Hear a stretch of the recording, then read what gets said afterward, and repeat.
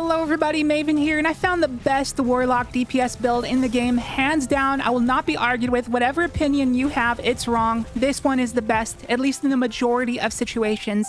It's an Apotheosis Veil build on Solar Warlock. That's right, no Starfire Protocol for us today. Apotheosis Veil is the real deal. This build was inspired by the Aegis Relic.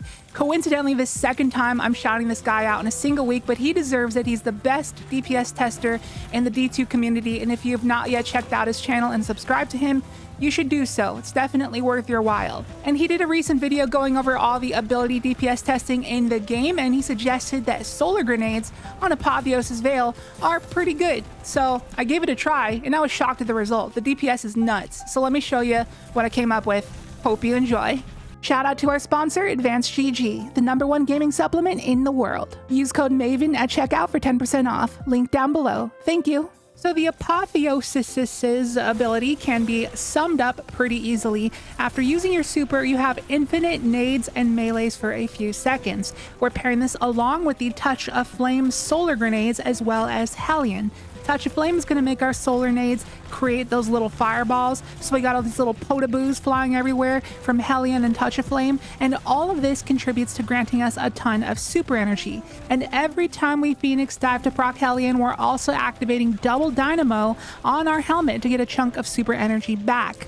And that's proccing Ember of Benevolence because we're curing our nearby allies during DPS, which makes all our abilities cool down super quick. Pair that with Ember of Singeing, which recharges our class ability when we scorch something, and that allows us to have our Phoenix dive back a lot quicker, which then allows us to use Dynamo again for more super energy. And the end result of all this is that we have our Well of Radiance back before our last one even runs out. And you know what happens when we have more wells? We have more apotheosis, meaning we have more periods of infinite solar grenades. And the end result of that is some monster DPS. Now let me show you some DPS testing in the shooting range, and you can take a look at the DPS meter behind Greg's head for reference, and also pay close attention to my super energy. You can see that by the time my Apotheosis grenade spam runs out, I already have like 40% of my super back. And then I get the rest of it back pretty fast with the combination of Dynamo and Min retrograde spam with Benevolence. And keep in mind, this is solo. I just got one person with me in this clip so I can proc Benevolence, but in a real raid or dungeon setting, your teammates are going to be popping supers too, which will feed you orbs, so you'll get your super even faster in a fire team than you can with this clip. And even while solo here, I'm getting my well back before my last one runs out. And my DPS after one well was peaking over 3,000, and that happened a couple times. After the second well, it declines a little bit to a little over 2,600 until I run out of Mint retrograde ammo. Those numbers are insane. Comparing that to some things I showed off in my recent Young Ahamkara Spine build DPS video that I did last week, I'll just show off some things in the background gameplay while I talk here, but I did a clip with a demo rocket launcher with a burst damage rotation, same thing with the Envious Bait Hezen Vengeance with Time Loss Magazine active, and with triple surges, I got a little over 2,100 DPS out of both of those things. And at that time, I was convinced that that was insane.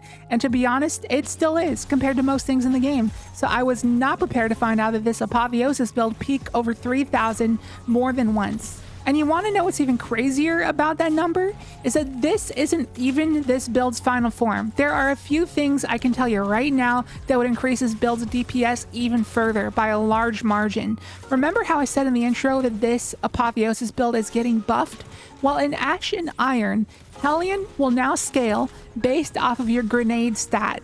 And obviously we can't perfectly emulate that, but Aegis Relic predicts it will be around an extra 400-ish DPS alone, which is nuts. And another reason today's rotation is suboptimal is because my Mint retrograde isn't even a god roll. I'm using Envious Bait and Switch, but the god roll, which I don't have, is Rewind Bait and Switch, so you can get a little more DPS out of that there. And by the way, in the footage, I even missed most of my crits, but I still got over 3k DPS with a lot of body shots. And another thing that would up your DPS is a bug that you can do with Ember of Char. With Ember of Char and Ashes equipped, it will only take a single Hellion shot to cause a solar ignition. It's basically rapid firing ignitions. It's crazy, but it only works if you have poor connection. So like if you live in the mountains or like in Southeast Asia or something, or on some island country, this will probably work for you. Unfortunately, this bug does not work for me, or that would be even more DPS right there. And our end result might be somewhere in the ballpark of 3,600 or maybe more, which is just insanely stupid DPS. You saw in the background gameplay, even the top DPS build in the game right now, which is Arc Titan with Peacekeepers, Stormscape Barricade with Barodiad and Triple Strand Surges, comes out to a sustained DPS of a little over 2,100, which, to be fair, would blow Apotheosis out of the water if you add Tractor Cannon to the equation. But the whole point of this Apotheosis build is to run the task of using Tractor, because every raid group is gonna ask the Warlock to run Tractor. That's just one of the unwritten rules of D2 LFG. Warlock always runs Tractor because they're the least useful. They're there just to play support. And with this build, you can run Tractor and still do more DPS than most of your fire team. You even saw in the background gameplay, I tested Starfire Protocol with Thunderlord with triple arc surges in a well and barely did over 1,600 DPS. This Apotheosis build nearly doubled that. So hopefully that puts into perspective of just how strong this is. But like I said in the intro, this won't always be the best option. It's only the best when at close range, close enough to proc Dynamo. Otherwise, you're gonna get your super a tiny bit less often. At long range, you can just replace your Tractor Cannon with either Dragon's Breath or maybe the new raid crossbow and do your DPS with that plus Mint Retrograde. You'll still do good DPS, but this build thrives off of Tractor and Dynamo by a lot, and you'd be surprised at the sheer amount of bosses in the game that you can fight within 15 meters. It just so happens that every single Desert Perpetual boss is a close range boss, and there are a plethora of other raid bosses that come to mind that you can fight at close range, and pretty much every single dungeon boss you can fight at close range. So there are a lot of situations in which this build is heavily viable. Anyway, I think I pretty much explained it, so now let's break down the rest of the build that we haven't covered yet. So we already went over all of our aspects and fragments, but one thing I will say is that Char may not be the best thing to run if you have good connection, because then you can't do the bug. So in that case, you can replace it with something else if you please, like searing or torches or whatever. Now, in my build videos, I usually break down my mods before I break down my stats, but today we're going to do it in reverse order, and you'll see why. So there's really only two stats that matter the most here. Melee class and weapons do matter to a degree, but there's no way we can really invest because we for sure want 100 super for well spam, and then we want ideally 200 in grenade because we're tossing a ton of those Touch of Flame solar grenades, and it will also affect the damage of Hellion once the Ash and Iron update comes out. So 200 grenade is ideal. Unfortunately though, my Apotheosis roll sucks and I can only hit 160 grenade, and that segues us into our mod setup. As you can see here, I got double grenade fonts on my gloves. That will grant me plus 40 to my grenade stat, bringing it to exactly 200. So if you don't have good enough armor, just run these font mods and you're good. Otherwise, you can mess with the mods here on your gloves. Then I had a little extra room on my gloves to throw on Bolstering Detonation to help with the Phoenix Dive Dynamo spam. Got Triple Strand Surges on the boots for the Mint Retrograde, along with Charged Up on the chest and Time Dilation on the class item to help the efficiency of that, as well as our fonts. Got Powerful Attraction, which helps to grab all the orbs around us during a raid boss DPS phase. Got Bomber for no particular reason, Solar Siphon on the helmet, and a couple resist on the chest.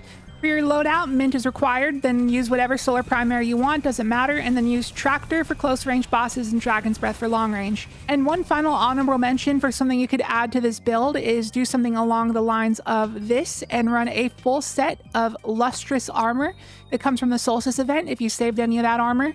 And having 4 pieces equipped makes it so solar triple kills heal you. Obviously, that's good for like the encounter portion of the build. However, my gloves have a sucky roll, so I'm not doing that. But if you have the means to do that with like all God roll grenade based armor, then by all means go for that. And that about does it for the build. Now this may do monster DPS. Are there builds out there that can do more? Sure, probably. But you gotta think about the implications here.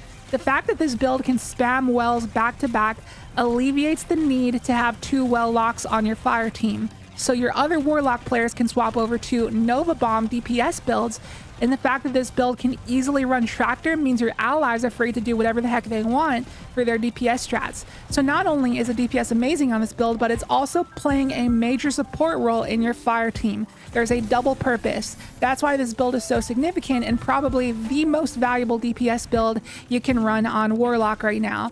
So there you have it. As always, if you'd like to try this build, the dim loadout link to it will be down below in the description, and also the pinned comment if you'd like to give it a try. And if you got anybody who are Warlock mains who are always forced to play support in the raids that you do with them, then be sure to share this with them. And that's going to do it for the video. Thank you so much for watching. I hope you enjoyed it. If you did, be sure to hit the like button and drop a comment because it helps out a ton. And if you are new here, please consider subscribing. Would love to have you here for more Edge of Fate content on the way. And I will catch you in the next video. See you later.